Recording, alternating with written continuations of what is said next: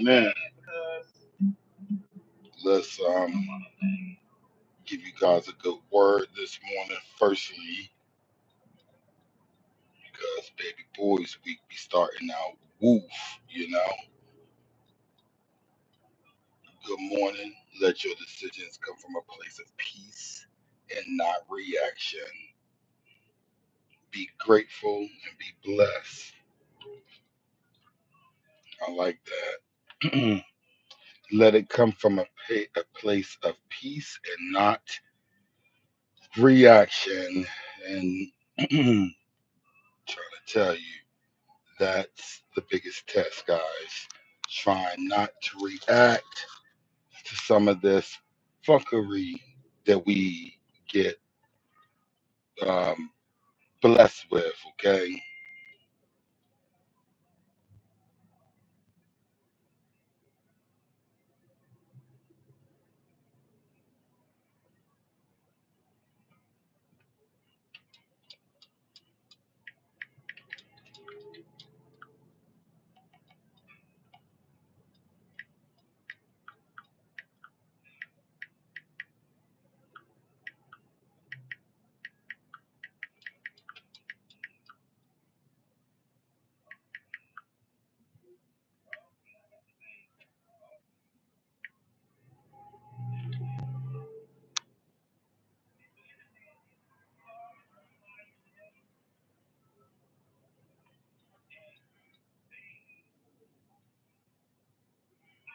Anyway, sorry, guys, I took a brief intermission.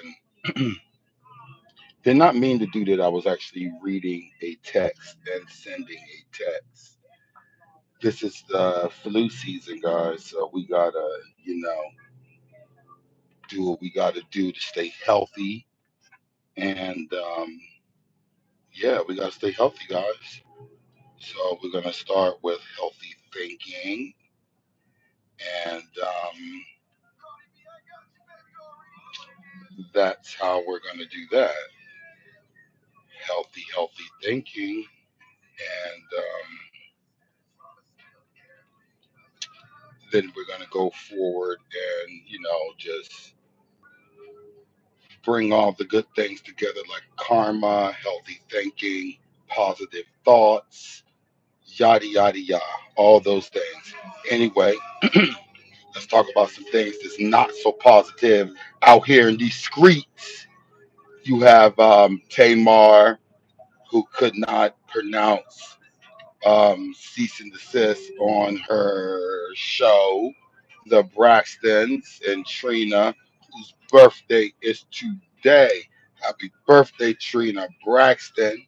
She wanted to constantly correct her sister, but Tamar served Funky Dineva, Junky Dineva, with a cease and desist. Stop talking about that lady, she said. Stop talking about her. Stop talking about, I guess, her new single. I guess maybe even people might even want to go listen to it now to see what the fuck she talking about, because honestly, a lot of people might not know about that. Like, they just know what you and Mendices had something brewing, right?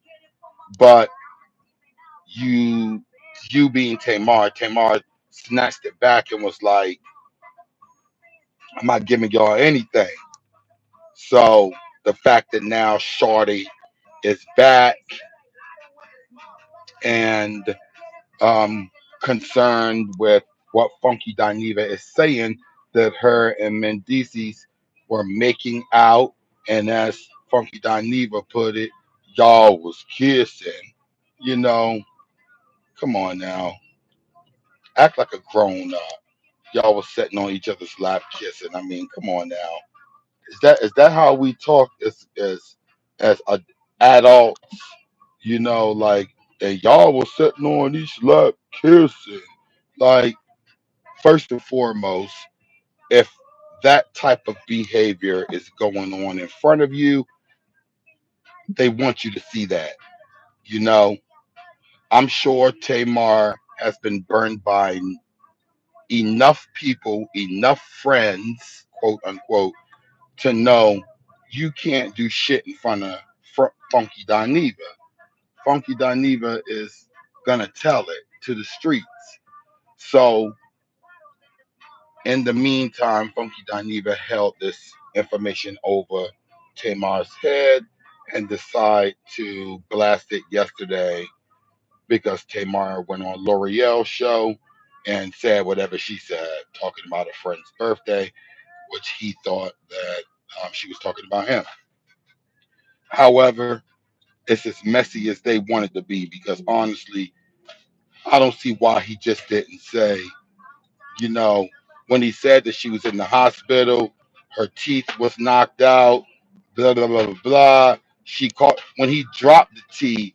I don't understand why he just didn't go ahead and say at that point, because they were dragging each other back about a month ago.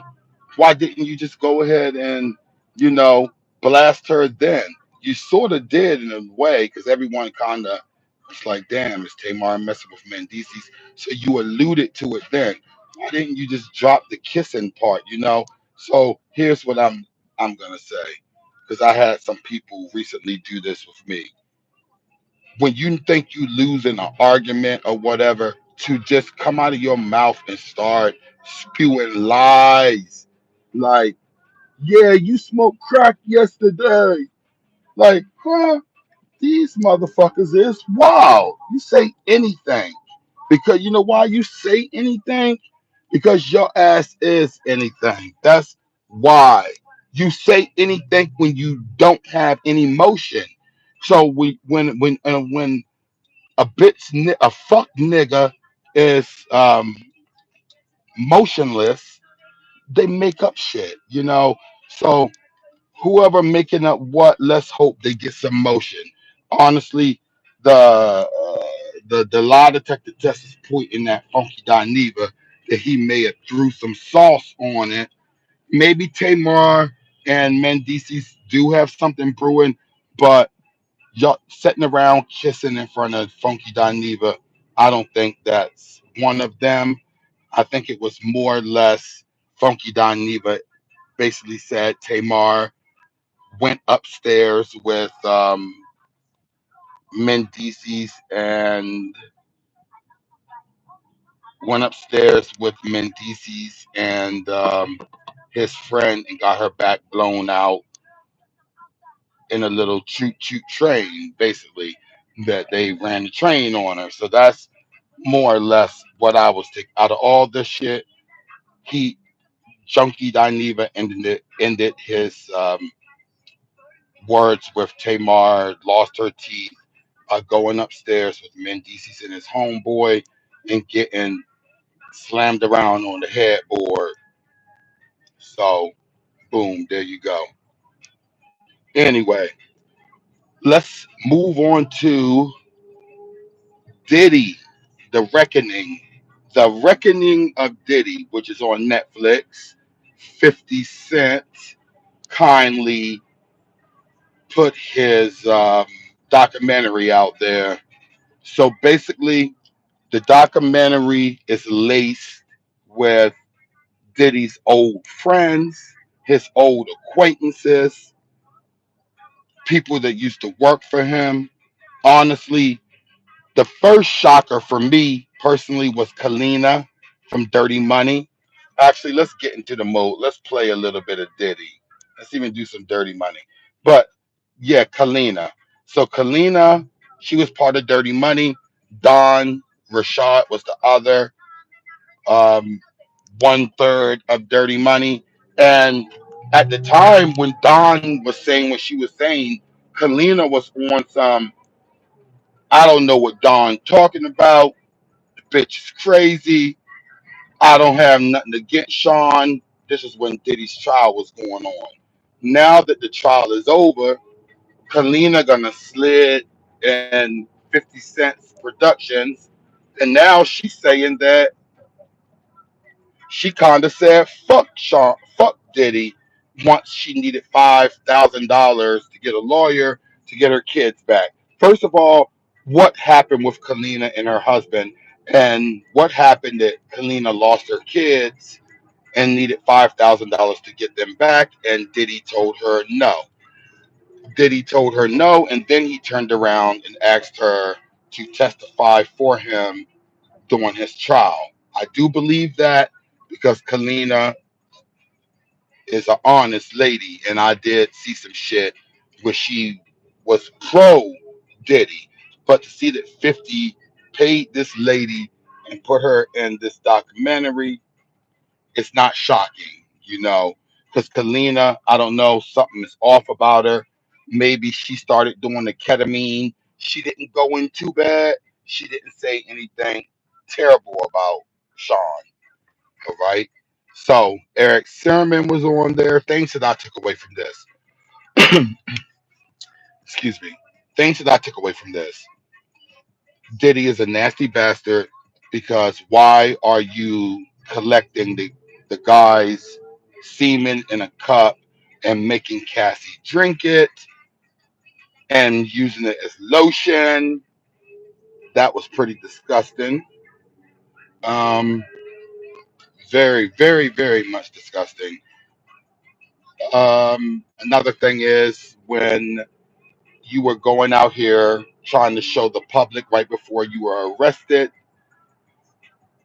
in September 2024 or October 2024. You were out in the streets of Harlem. I guess they told you, come home, come to New York, show people that you are a people's person. This is advice of your publicist, your lawyer. They got on, I don't know how 50 got the footage, but they got on camera you saying that you needed to take a bath because you felt so damn dirty from the way everyone touched you. Just the people in general made you feel disgusting. Yeah. So that's what, at first I was on some damn 50. Woo, whoa, whoa, whoa. He's a, still stick to some of that. He's a fuck nigga. And I say he's a fuck nigga because 50 made sure to keep Mary J. Blige. Mary J. Blige is in the mix a little bit, but 50 made sure to keep Mary J. Blige's name up out of that shit. You understand? Mary J. Blige, honestly, when you talk about Diddy, Mary J. it's kind of hard to keep her out of it, you know, because she played a very pivotal part of Diddy. You understand? So 50 managed to keep her out of it because that's his girl. And Mary would probably beat his fucking ass. But he has Kevin Lyles on. Nah, yeah, Kevin Lyles. I'm surprised I haven't watched Gene Dill on there yet. But the main guy that's narrating um, the Netflix situation, I look at it like, okay, this guy is basically mad at Diddy for years. He was mad at Diddy. This guy kept a relationship with Violetta Wireless even before her death. But this was one of Diddy's homies or whatever. And this guy already, he been broke. This guy has been on a Diddy hate train for the last decade or something, right? I can't remember his the main narrator of this documentary. 50 went and got people who were the closest to Puffy, right? But this guy left out a lot of things because I can pull up old videos where this guy was saying that, you know, he used to give Sean sexual favors, like all this, crazy shit. Like he was basically Diddy's eater. You know, he ate him up whenever he wanted to be ate up. No cap, right? So they got this guy on there. Eric Sermon threw me off as he's on there. Another takeaway, basically, the production of this documentary is on point because Obviously, 50 Cent give us Power. He give us Tommy's show or whatever it's called. So he's gonna give you a storyline and like main points to hit, right? So he hit all those points, but at the same time, Diddy is already in jail. So I'm not sure if this is to make sure his appeal get denied, but I I wish this Diddy shit would have came out sooner. Right now, I'm not seeing the relevancy in this. Okay, and I'm glad that it wasn't totally biased because the one escort who actually talked about Diddy, him coming in a them being Diddy and Cassie collecting his semen for lotion and all that in a cup.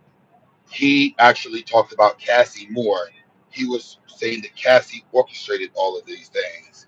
He felt that Cassie was the leader. Okay, so anyway, I'm like on episode 2 of this you know situation, the Diddy reckoning. I'm on episode 2.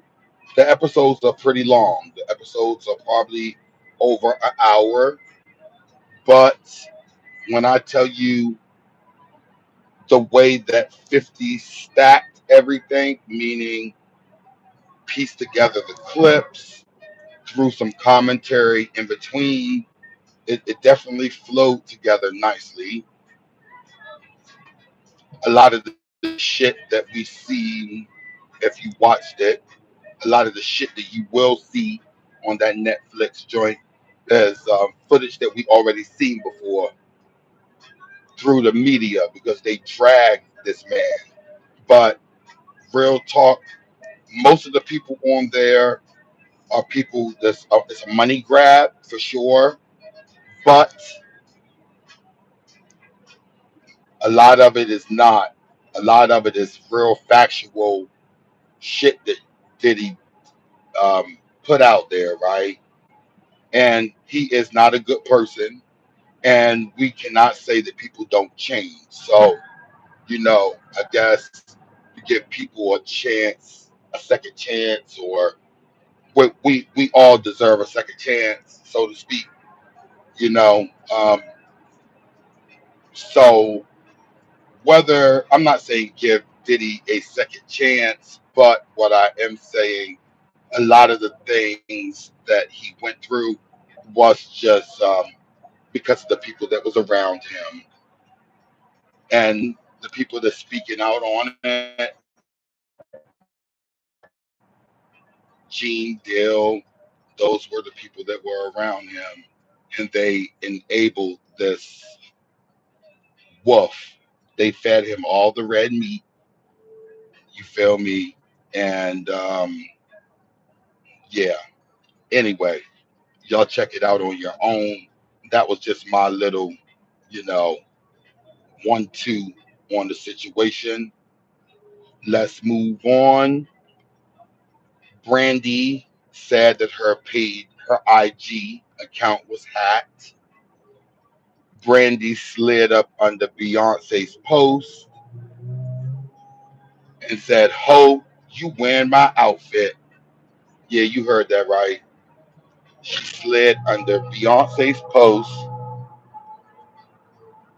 to say, "You have on my outfit, ho." She said that her account was hacked. Now, Brandy's dumbass brother, Ray J, with all his dumb shit going on, pulling him and Princess getting drunk, trying to co-parent and can't. They couldn't even, you know, peacefully be married. You know, they couldn't even coexist peacefully.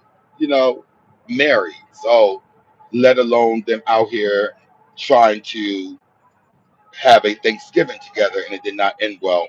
It ended with Ray J in jail, Sonya Norwood, Ray J and Brandy's mama being pulled into some shit.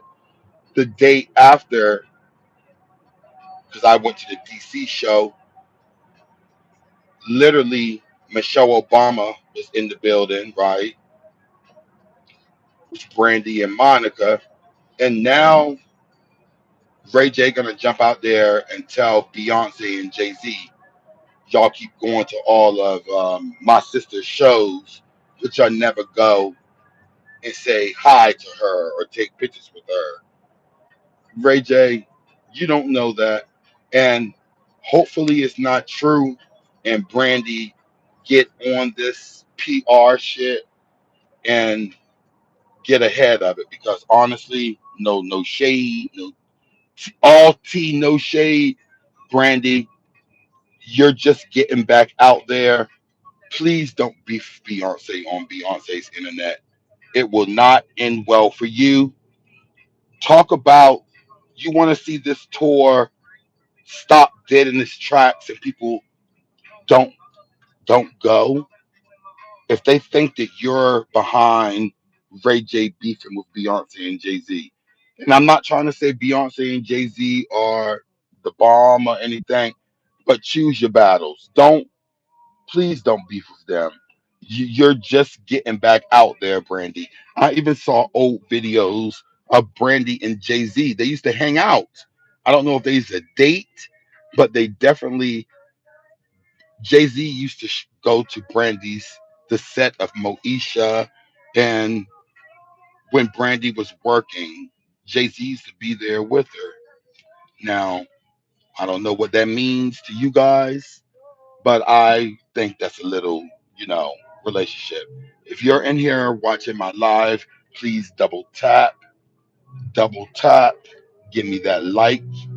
Somebody have been in here watching my whole stream, and I love it. Thank you, thank you, thank you.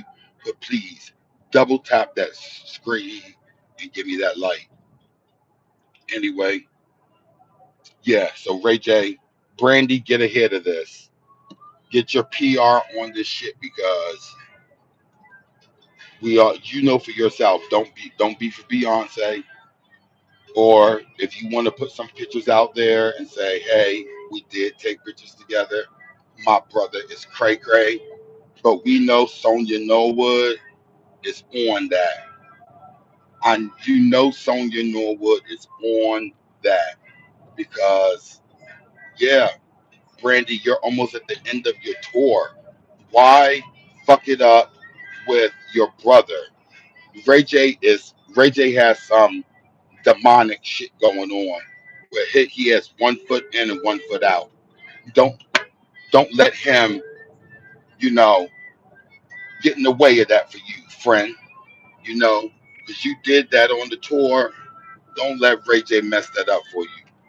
Anyway, y'all have a beautiful day on purpose. Like, share, subscribe. Thank you for coming and watching me this morning. I love all my viewers listening, checking in. You didn't say anything, but don't matter. I'm glad that you're here. Double tap and go and have a good day on purpose.